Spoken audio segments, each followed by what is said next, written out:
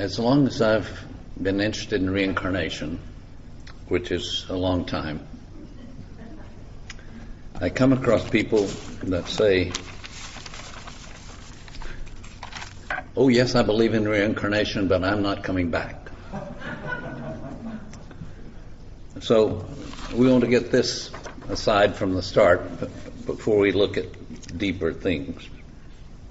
Casey said, and he was asked, if possible, what can I do to finish my earth's experience in this life? It is ever possible, studying to show forth the Lord's death till he come again. What meaneth this? Just living those that are the fruits of the Spirit, namely, peace, harmony, long-suffering, brotherly love, patience. These, if you show them forth in your life, in your dealings with your fellow man, grow to what? Truth. In truth, you are free. Free from what? Earthly toil, earthly cares. These then are not just axioms, not just sayings, but living truths. So that's for you guys that are not coming back. Okay. Now then, to deeper things. Going with this sense from the Casey readings that we have much to learn and much to unlearn, and that the unlearning is more difficult than the learning. And I wrestle with this every time I pick up a Casey reading or look at the Bible. I just find it, I've been interested in understanding worldviews for decades, and just because I understand a different worldview, that doesn't mean that I perceive everything differently. We grew up with the worldview that God is out there and that God is not in us or in things physical. And when we come across this teaching of the oneness of all force, that there is only God, you know, the Shema from the Jewish teachings, know, O Israel, the Lord thy God is one God, and there is none other. Well, just on a single word, that word none, which is in the Hebrew ein, E-I-N, can be translated accurately as not another God, or there is nothing else. Know, O Israel, the Lord thy God is one, and there is nothing else than God. There is only God. And once we're clear about that we are God beings, then we address something that's called eternity. And all of you have heard the expression, we're in eternity now. But part of what that means is, and Casey said, oh, that all would learn the continuity of life, the continuity. And in a higher sense, there is no time. But for us in three dimensions, we work with the dimension of time, and so we can talk about what happened 1,000 years ago, 2,000 years ago, Jesus, 10, 12,000 years ago, Rata, and those of us that lived and experienced in those times of the great Egyptian awakening. And so it's not difficult for us to think 2,000 years ago, but what about 2,000 years from now? Where will we be in 4017? And both Casey and especially the way it's worded in The Secret of the Golden Flower, he says something like this: time as we understand it is like a mayfly, but even the continuation of life is like an illusion. And so reflecting on eternity, now we have affirmed, and this is not only biblical, certainly Casey, we're God beings. And as God beings, as children of the Most High, we are without beginning and without ending. And so you can think, what's going to happen next year? Will I still be around 20 years from now? Will I still be around 50 years from now? Will I be back? What about 100 years from now? It's really easy to think about 100 years of separation. There was a woman that came that was told by Casey she had been Frances Willard. And Caroline was her name. When you look at a photo of young Caroline and young Frances Willard, you can't tell the difference. But there was 100 years to the day from the death of Frances Willard to the birth of this woman. She had a collection of, she was trying to finish a collection of paintings from a certain artist. When she visited the Frances Willard place in Chicago, Frances already had the complete collection. She especially enjoyed riding a bicycle. She visited Willard's home and she had a bicycle she visited. So there are those things that continue with us. And what about going on and beyond? The topic that I want to share with you is the glory of the temple. Now, what does glory mean? In A Search for God material, book 2, there's a chapter on glory. And in a sentence, what glory says is, glory is the ability to serve. So when we say, for thine is the kingdom and the power and the glory, what is glory about? The ability to serve. Then what is the temple? All of us know the body is the temple. But what is the temple for? What is the temple about? And part of what we can learn about this is from the Old Testament design or pattern given for the building of the tabernacle, and then the New Testament in which we are told that was just a pattern. So in the Old Testament, we see the words, see thou make it according to the pattern given thee on the mount. And then in Hebrews, especially in 2 or 3 places, it says, God, or Jesus, Christ has not entered into a temple made with hands, but into his own body, see? The body is the temple. Now, that puts us immediately into what I call a psychological consideration, and don't be troubled by this word. There's a psychological word that's really important for us, and it's called archetypes. Archetypal. The Old Testament tabernacle, for which such specific directions were given, how to make it. By the way, the man that in those times, working with Moses, that designed and built the tabernacle, was given a reading. And he was told that what he had done there gave him certain talents in the present life that he could use with respect to design and artistry and so on. So if the Old Testament tabernacle was a pattern, what that says is, and as Casey puts it this way, the body is a miniature replica of the universe. There's nothing in the universe that doesn't have its representation within us. So the Old Testament tabernacle, with its specificity of design, is a pattern of what our body is about. For example, there is, as we understand, the 7 lampstands, the menorah, that symbolizes the 7 spiritual centers in the body.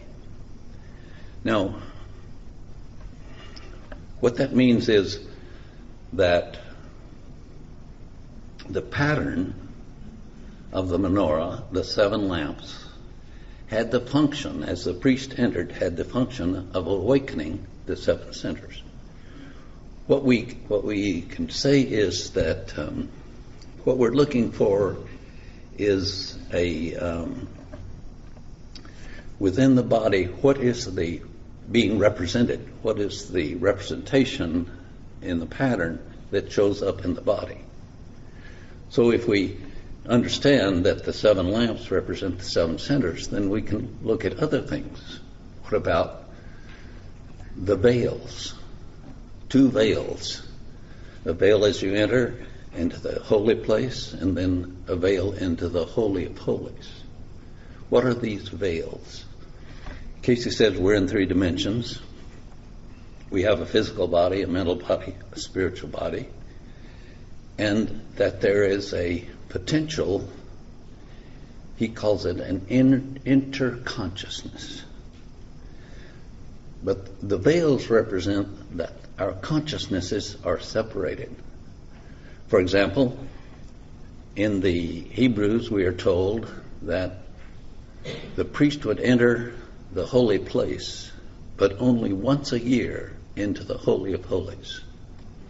And in the Holy of Holies, there's the Ark of the Covenant, and on the top, the mercy seat with 2 angels, and that the priest would meet the God face to face in the midst of the angels, just as David led us this morning in our imagery to see in that space God face to face.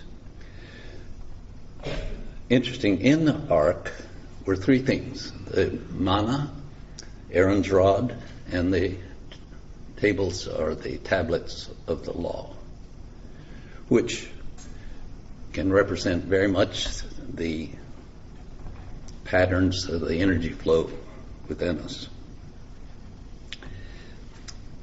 Now, the priest, not only do we have archetypal pattern structures, but we have archetypal processes. And the priest always entered with the blood, always. And everything was sprinkled with blood. Nothing that was not sprinkled with blood. The tablets, everything. And what we learn from Casey then, with these 7 centers, the top 3, the thyroid represents the Holy Spirit, the pineal, the Christ center within, and the pituitary, the Father. So as the energies are raised in meditation, and we invite them to rise up within us, what we're told in the Search for God section on meditation is that as the energies come to the pineal, which is the Christ center within us, those hormones, those forces in the pineal flow out and heal, have the potential of healing every cell in the body. So the big emphasis on the blood, as the priest would go into the Holy of Holies, taking the blood, sprinkle it with the blood. When we're told by gospel preachers that we're saved by the blood, how does that work? How does that work? We met a friend of a friend recently. She asked what I was writing about. I said, a psychology of the soul. And she said, oh, I wouldn't be interested in that. I'm more interested in spiritual things.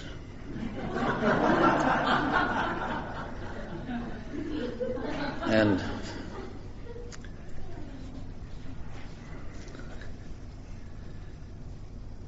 what we need to understand especially is that things are lawful. God is love, but God is also lawful. The universe is lawful. There's a lawfulness about how everything works. When I was a senior in high school, I had a couple of really powerful spiritual experiences. One Holy Spirit experience. And then I got to Baylor, and they had something they call missions on Friday nights. We'd go out to tell Bible stories to children or go to retirement homes. And one of them was on Saturday morning, street preaching on Skid Row in Waco, Texas. And I gave a talk there. I used the text, "This is the condemnation that men loved darkness rather than light." I was probably 18, and afterwards a young man came up, I think he was about 35. He had a little room there on Skid Row.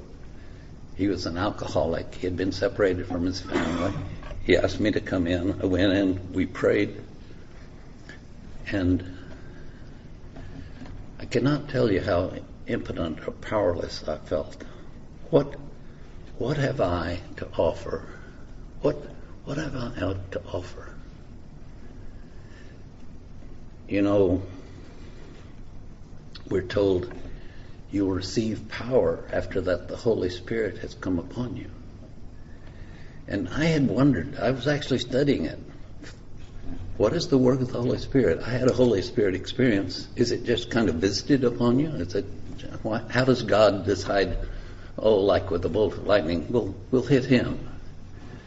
And so I'd had this experience, but how many times have you had a loved one that's hurting? We have people in our fellowship here that are in pain, and don't you feel impotent? And when you pray, and don't you wish you could pray more powerfully? And how can you receive power? Is it just something that's visited, or is there something we're, as it were, to do about it? And the answer is, we must learn to meditate.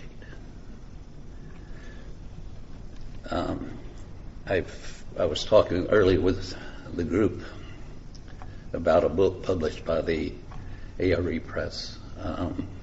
It's in paperback. It's A Search for God. And it says you can start with the chapters. There's a section on meditation, and we've put it at the back. You can read that if you want to.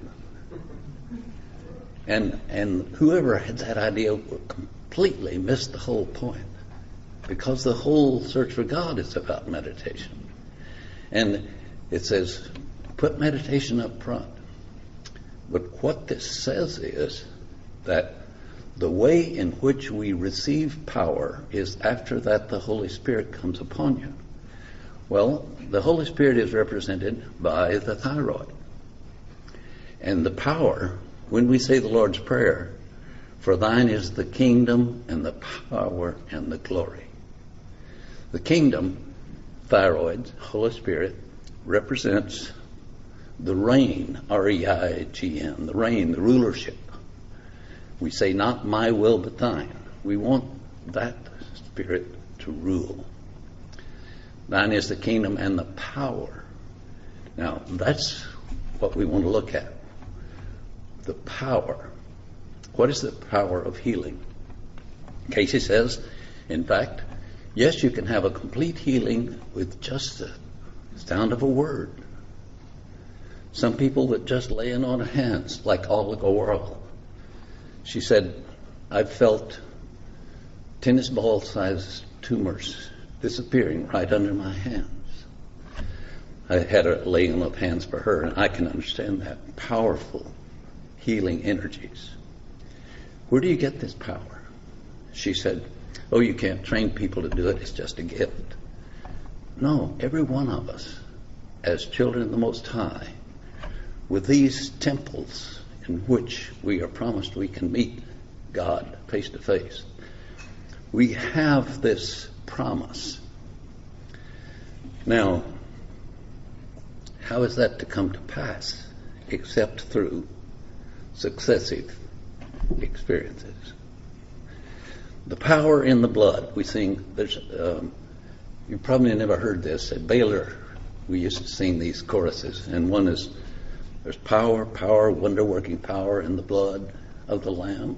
Power, wonder-working power in the precious blood of the Lamb. The power in the blood represents the hormonal secretions from the pineal, which is the Christ center within us. And it says, as that pineal is open, and you'll notice a correction on your handout. When we say, my cup runneth over, I've just realized in the past couple of 3 years that that's not the pituitary. That's the pineal. My cup runneth over. And what Casey says is, when those secretions go out, that's the power to change. And then we say, thine is the power and the glory. Now, what is the glory? The ability to serve. So, I began getting interested in this as Easter approached, April 16th or so. I wasn't at the meeting, unfortunately, but I started reading about the resurrection. And what I find as I look carefully is that the resurrection is not just to be understood that we will have other incarnations. The resurrection of the physical body is promised to every one of us. And I've read this several times. Unless you have the worldview or the consciousness or the interest, unless you have the focus, you don't see it. But right there, Casey says, and then if you look carefully, you find it in the Bible, it's there, that the apostles who had these gifts of the Spirit for the purpose of developing man in his perfect form, for the perfecting. There's the image of God within us, and that image may be given perfecting. So the anticipation, I could document this with readings, but let me just say, research, both from the Bible, from the Casey readings, is there's the anticipation that every one of us can resurrect the physical body, not the flesh body, not the carnal body, the physical body. The promise of physical resurrection. Now, why would that happen? Why? What is the importance of the resurrection of Jesus? The ability to serve. For thine is the kingdom and the power and the glory. The glory is the ability to serve. I've been restudying a book by Gary Wills, who's a Greek scholar. He's written the book, What Paul Meant.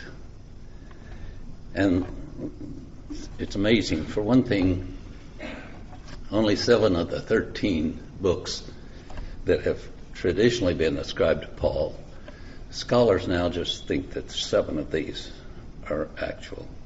And those letters were completed, those letters from Paul were completed 20 years before any other of the New Testament.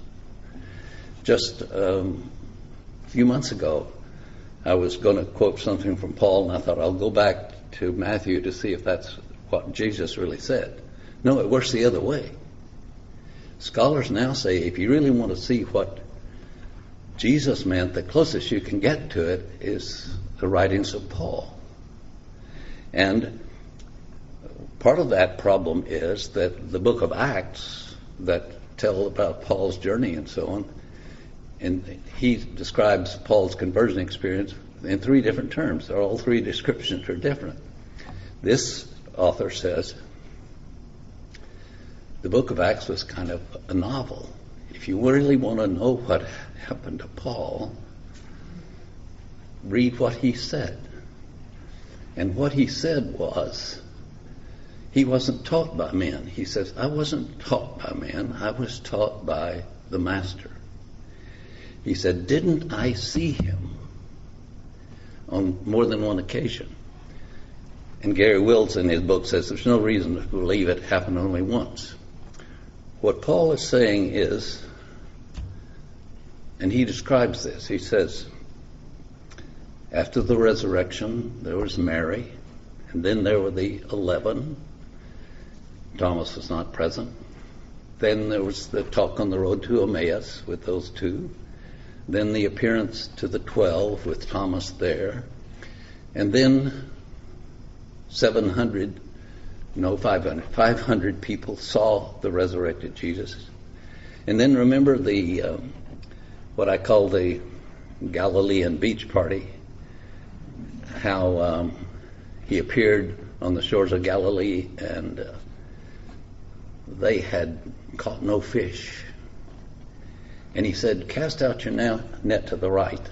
And it's interesting, the Bible tells us they pulled 153 fish in. And then he has prepared breakfast for them. What Casey says is honeycomb and fish.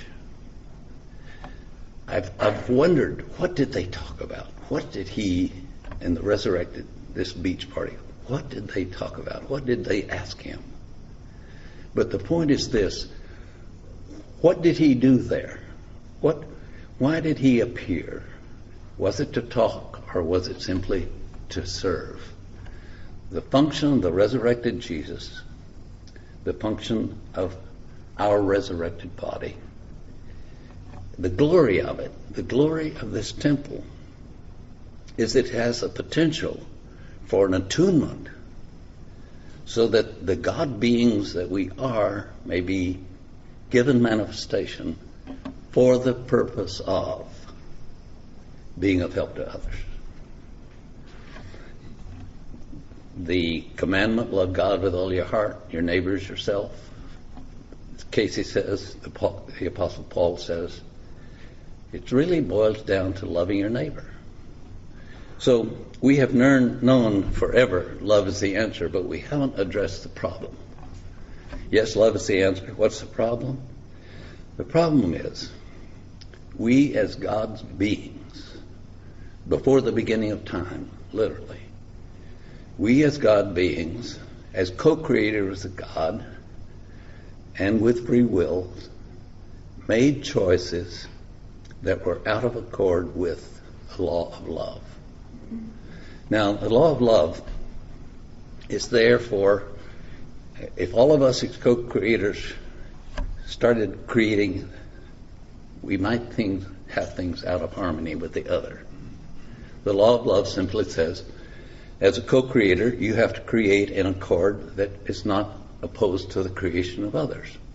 So if it's loving, then it can grow beyond everything.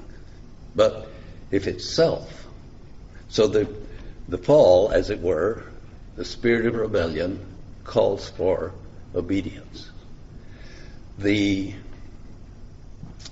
choices to be out of accord simply require us to choose to be in accord. The problem is self versus others. The only law that we need to learn is selflessness. And the way in which these energies may be raised, there are two ways.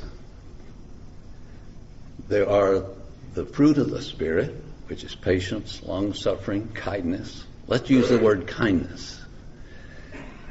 Why not be kind to those that you care for? Why not be kind to your friends? Why not especially, believe me, it'll be worth it, be kind to your spouse.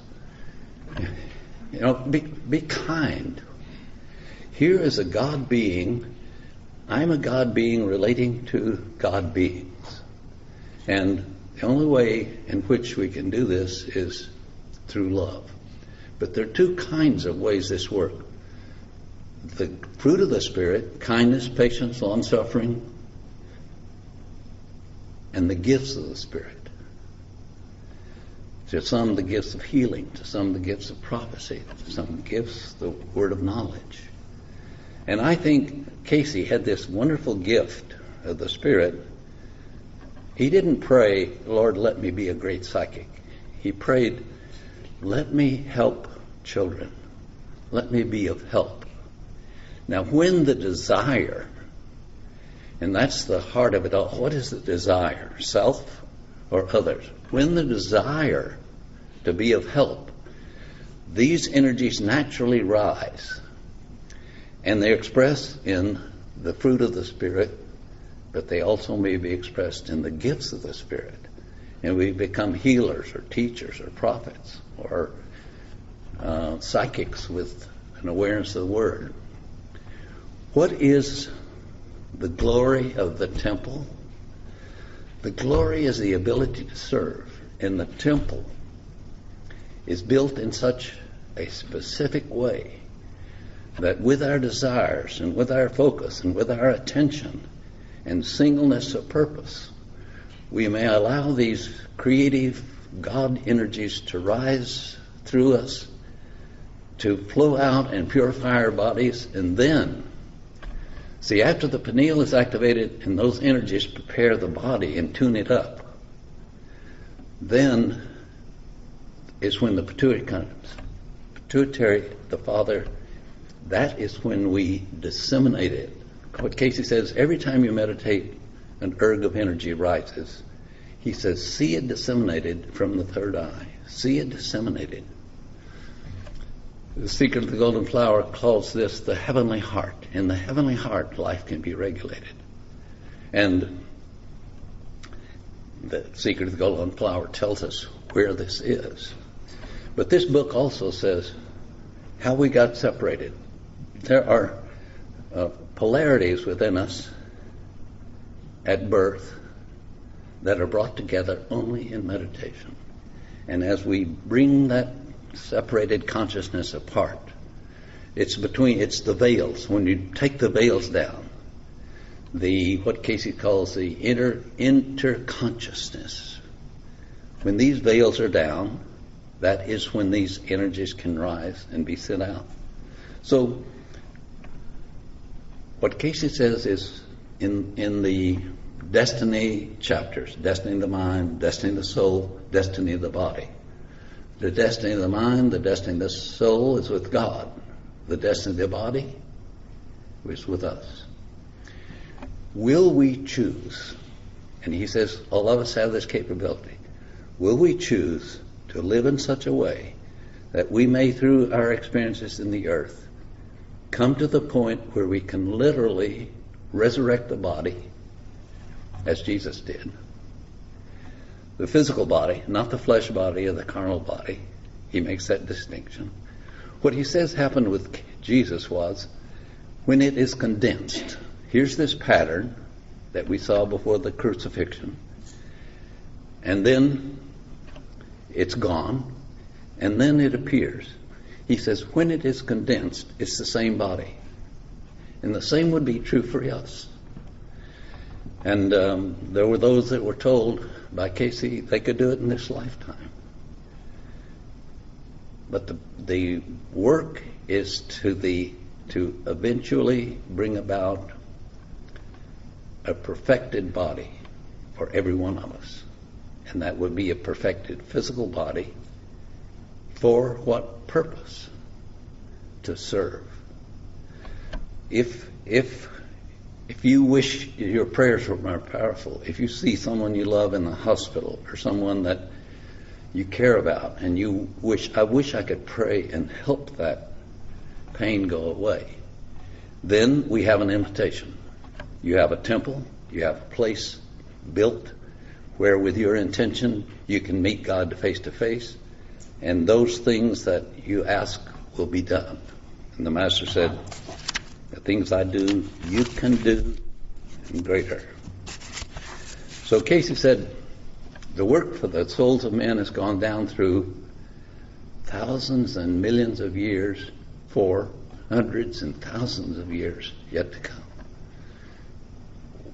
We live in eternity. There's no end to it. We need a consciousness, continuity. And so we need a sense of direction, that we don't have a short-termist attitude. All of us can start counting and we'll say, I have another 10, 20, 30, 40 years to go. That's about it. But that's just a drop in the bucket, hardly a drop compared to eternity. What do we, if you know you're going to die tomorrow, have a sense, I want to go to a place where I can grow and return to be of greater service. Get a sense of the continuity of life and that it goes on and on. I'll close with a lovely poem by Kipling. Strangers drawn from the ends of the earth, jeweled and plumed were we. I was the lord of the Inca race, and she was the queen of the sea. Under the stars, beyond our stars, where the new forged meteors glow, hotly we stormed Valhalla 1,000,000 years ago. She with a star I had marked for my own, I with my set desire, lost in the loom of the night of nights, lighted by worlds of fire. Met in a war against the gods, where the headlong meteors grow, hewing our way to Valhalla 1,000,000 years ago. They will come back again, as long as the red earth rolls. He never wasted a leaf or a tree. Do you think he would squander souls? Thank you.